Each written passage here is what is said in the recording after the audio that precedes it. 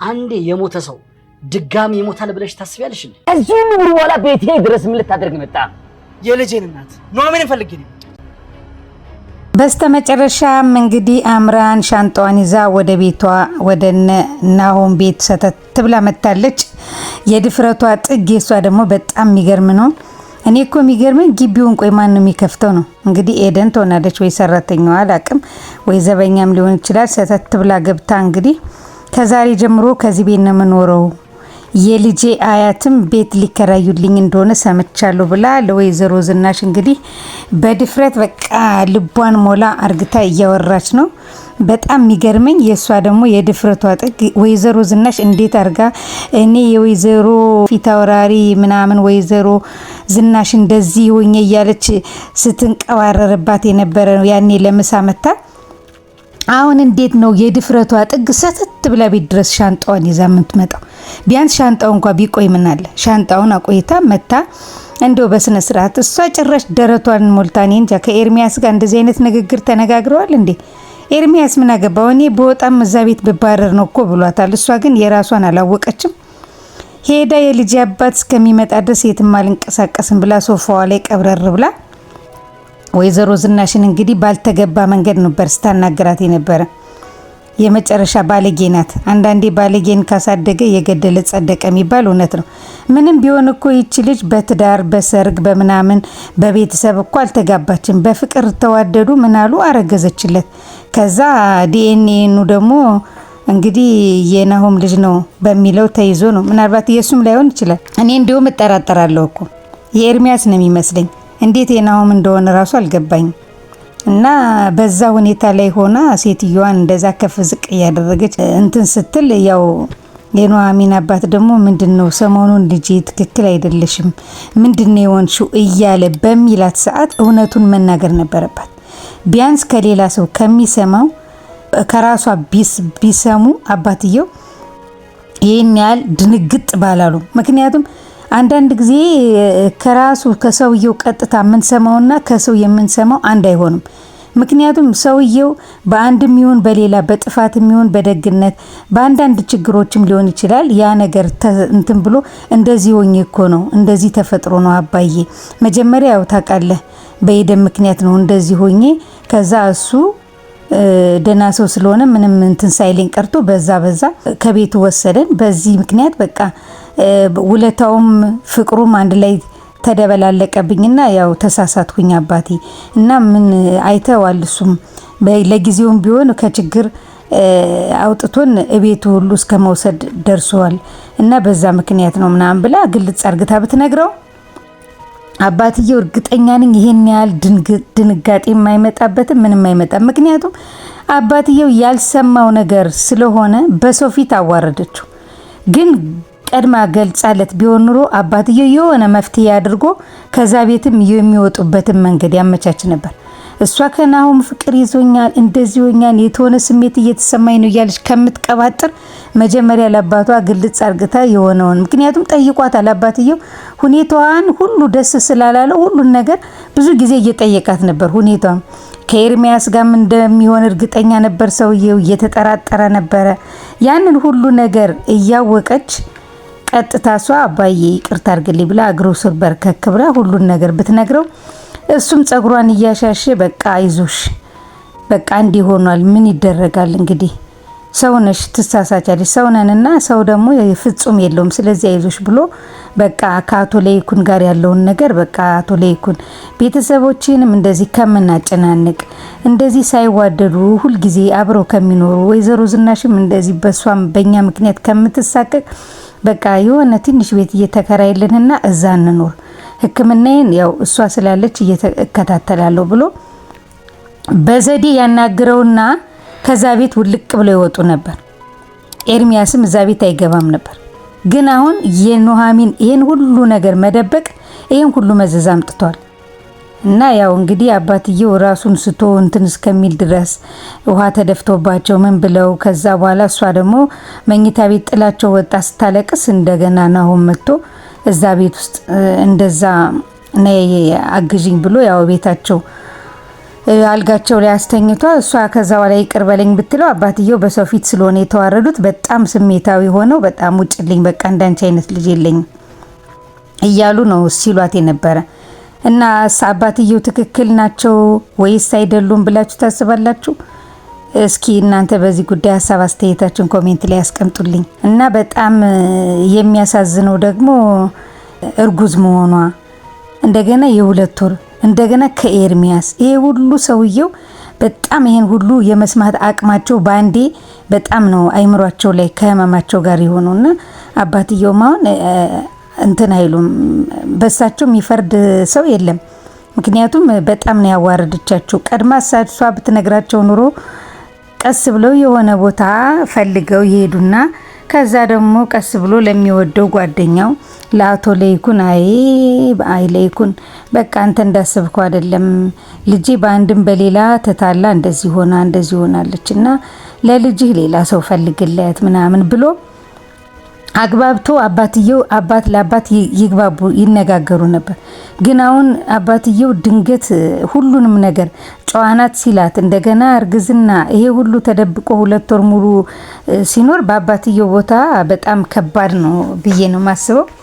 እና ደግሞ ወይዘሮ ዝናሽ እቺ ባለጌ ማናት አምራን ደግሞ መጣ የራሷን ሚስጥር ትታ የሰው ሚስጥር ዝርግፍግፍ አርግታ በቃ በሷ ቤት ኑሐሚን ለካ እንደዚህ አይነት ባለጌ ነሽ እንደዚህ አይነት ለካ እርጉዝ ነሽ በይ ከዚህ በኋላ ከና አባትሽ ውጭልኝ ብሎ የሚያባረራቸው መስሏት ነበር። እሷ በሻንጣዋን ይዛ በሰላም ልትገባ ማን እንደሷን አይነት ጋጦጥ እዛ ቤት ውስጥ ማን ያስቀምጣታል? ሲጀመር ከእናትየዋ ጋር የምትመላለስ ድሮም እኮ ገና ሳይሽ እኮ እንዳልወደድሽኝ አውቄያለሁ ምን ትሲቅ ብጥስ እያለች ጭራሽ እናትየውን እንደዛ መናገሯ ምን ይባላል? የልጅ ሚስት ሆና ገብታ አንገቷን ደፍታ እንደው ብትሰርባት ምን ብትላት እሺ ማዘር አንድ ጊዜ እሱ ይምጣና ተነጋግረን እሄዳለሁ ብላ ማግባባት ሲገባት ጭራሽ ትልቅ ጀብድ የሰራች መስሏት አፏን እየከፈተች እዛ ተቀምጣ መጨረሻ ላይ ደግሞ ያው ኑሐሚን ስትመጣ የት ነው የምትሄጂው ጉድሽንማ ልንገርሽ ብላ አባትየውንም እንደዛ እንትን ብላ ሁሉን ነገር እንትን አሳክታ የተናገረችውን በሙሉ በቃ በሷ ቤት አንቺ ጨዋነሽ ለካ እሷ አይደለችም ተብላ እንድትባል ነበር የተፈቀደላት። ያው እሷም አባትየውን ካስተኙ በኋላ እሷስ የማናትና እኔ እንደዚህ ተዋርጄማ አልቀርም ብላ ያው ኑሐሚንም የመናገር የሚገባትን ነገር በሙሉ አንድ ባንድ ሳይቀር ልጁ መጀመሪያ የኤርሚያስ ፍቅረኛ እንደነበረች ለኤርሚያስ ብላ ከናሆም እየተቀበለች ለኤርሚያስ ብዙ ነገር እንደምታደርግለት አይደለም ለኤርሚያስ ለኛ ሁሉ የሚያደርግልን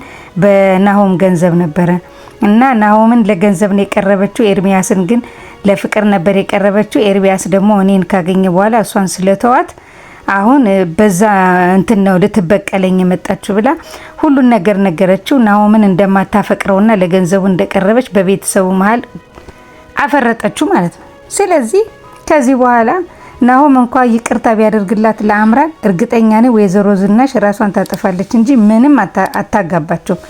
ለካ ገንዘቤ በየቦታው የሚበታተነው በዚህ ምክንያት ነው ብላ እብድ ያለችው።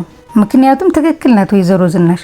ናሆም በጣም ስለሚወዳት እንዳያጣት ፈርቶ ነው ብዙ ነገር ሲያደርግላት የነበር። ያው እሱም የሚኖርበት ህይወት የመጠጥ ህይወት፣ የስካር ህይወት፣ የሲጋራ ማጨስ ምናምን በቃ ድብልቅልቅ ያለ በቃ ዝም ብሎ ህይወት ስለሆነ እንደዛ አይነት ደግሞ የምታሳካለት ያው ሚስት ብሎ ያሰባት አምራንን ነው። አምራን እንደሱ ተጠጣለች፣ ታጨሳለች፣ ድሩዬ ናት። ገንዘቡን እንደፈለገች እየተቀበለች እንደገና ኤርሚያስ ጋር ትሄዳለች። ናሆም ይሄን አያውቅም።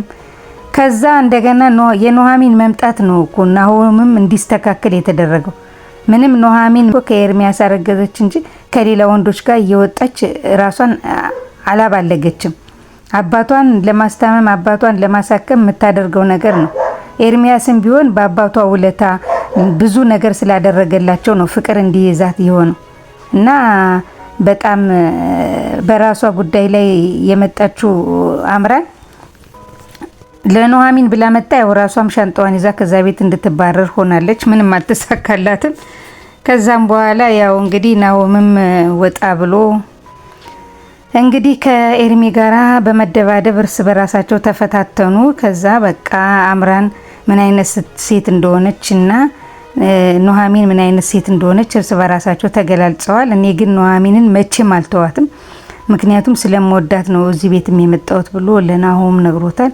ሁለታችሁም በጣም ባለጌዎች ናችሁ ታሳፍራላችሁ ብሎ ያው ናሆምንም መልሶታል። ከዚህ ቤት ሁለተኛ እንዳላይ ተብሎ ናሆምም በጣም በሚገርብ ንግግር ያው ኤርሚያስን ከዚህ በኋላ ወደ ስራ እንዳትመጣ አንፈልግም ብሎ ተባሯል ማለት ነው። ስለዚህ የአምራንና የኤርሚያስ እቅድ አልተሳካም ማለት ነው። ምክንያቱም ኤርሚያስ ኑሐሚን ብትባረርም ባትባረርም እየተከታተለ ሊያገኛት ይችላል።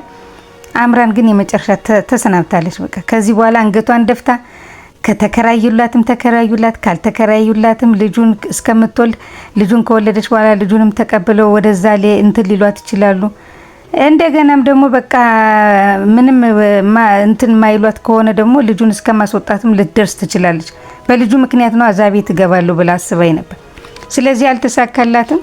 ምናልባት አሁን በዛ ንዴት በቃ እኔ የራሴን ህይወት መኖር እፈልጋለሁ፣ ልጁን አስወጥቼ የራሴን ኑሮ መኖር እፈልጋለሁ፣ እንደዚህ ካልፈለጉኝማ የሰው ዲቃላ ተሸክሜ አልኖርም በሚለው የራሷን ውሳኔ ትወስናለች ብዬ አስባለሁ። እስኪ እናንተ በአምራን ጉዳይ ሀሳብ አስተያየታችሁን ኮሜንት ላይ ያስቀምጡልኝ እና ያው በተረፈ እንግዲህ አባትየውም የኑሐሚን አባት በአቶ ተሰማ በጣም ስሜታዊ ሆነው እንትን ብለዋል። እንደገና ደግሞ አቶ ለይኩን በጣም የተረጋጋ ጥሩ ሰው እግዚአብሔርን የሚፈራ ስለሆነ ያው ከመጣ በኋላ ያለውን ነገር ሰማ።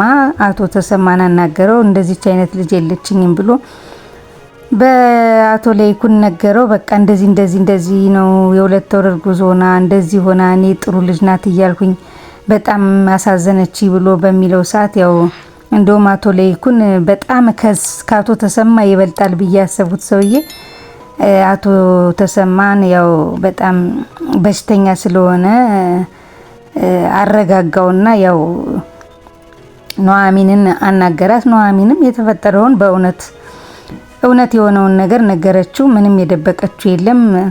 እና እሳቸው እንደውም በቃ አንቺ በጣም ባለጌንሽ ምናምን እኛ ለብዙ ነገር እያሰብንሽ ምናምን ብሎ ይሏታል ብዬ ሳስብ አይዞሽ ልጅ ነሽ፣ ሰው ደግሞ ይሳሳታል፣ ሰው ሆኖ ማይሳሳት የለም እና ምንም ትጨነቂ በቃ ምናምን ብለው እንደውም አረጋግተዋት እሷ እንደውም እንዴ ተገርማለች። ከአባቷ ያላገኘችውን ከአቶ ተሰማ በማግኘቷ በጣም ደስ ብሏታል። በቃ ከዚህ በኋላ እርፍ ትበል፣ በቃ ከዚህ በኋላ ምንም ሚስጥር የላትም። አሁን በቃ እሳቸው አቶ ለይኩን ቤት ተከራይቶላቸው በቃ ከአባቷ ጋር የመኖር እድሉ ሰፊ ነው፣ እሳቸውም እስከሚታከሙ ድረስ። እሳቸው አቶ ተሰማ ግን እርግጠኛ ነኝ ወይ አሁን ኑሐሚንን እሳቸው ጋር ያደርጓታል ወይስ ኤደንን ነው የሚወስዷት ብላችሁ ታስባላችሁ? እስኪ እናንተ በዚህ ጉዳይ ሀሳብ አስተያየታችሁን ኮሜንት ላይ ያስቀምጡልኝ። ኑሐሚን ደግሞ ያው ተነጋግረዋል። እኔ ሚስጥርሽን እጠብቃለሁ፣ አንቺም አባቴን ታሳክሚኛለሽ፣ እኔ ምንም ጉዳይ የለኝም፣ እኔ ከእናንተ ቤት መውጣት ምንም በወጣ ምንም አልሆንም፣ ብቻ አባቴ ብቻ እንዲታከምልኝ ነው የምፈልገው፣ በዚህ እንስማማ ብላለች። ችግር የለም አባትሽ ላይ ምንም እንዳታስቢ እናሳክመዋለን፣ የኔ ሚስጥር ግን እንደተጠበቀ ነው። ያንቺ ሚስጥር እኔ ጠብቄልሽ ነበር፣ ነገር ግን ያው አምራን መጣ ነው የዘረገፈችልሽ፣ እንደውም አላውቅም ሁሉ ነው የሰማሁት ብላታለች። ስለዚህ አሁን ወይዘሮ ዝናሽ ደህና ትመስላለች፣ ግን አቶ ተሰማን ሄዳ ያነጋገረችው ንግግር በጣም ያስጠላል። የምታሳክማቸውም አይመስለኝ። ምክንያቱም ይችን ምክንያት አግኝታ እንዴት እኛ ጨዋናት ብለን ለይኩን ሊያጋባት የፈለጋት ልጅ እንደዚህ በመሆኗ በጣም አዝናለሁ ምናምን ብላ በቃ አንገታቸውን አስደፋች አቶ ተሰማ። እሷ ማናትና ልጇስ ማናትና ከማንም ጋር እንዴ ስትሞላፈጡ ለምትገባ ሴት ልጅ አላት። ሴት ልጅ እያላት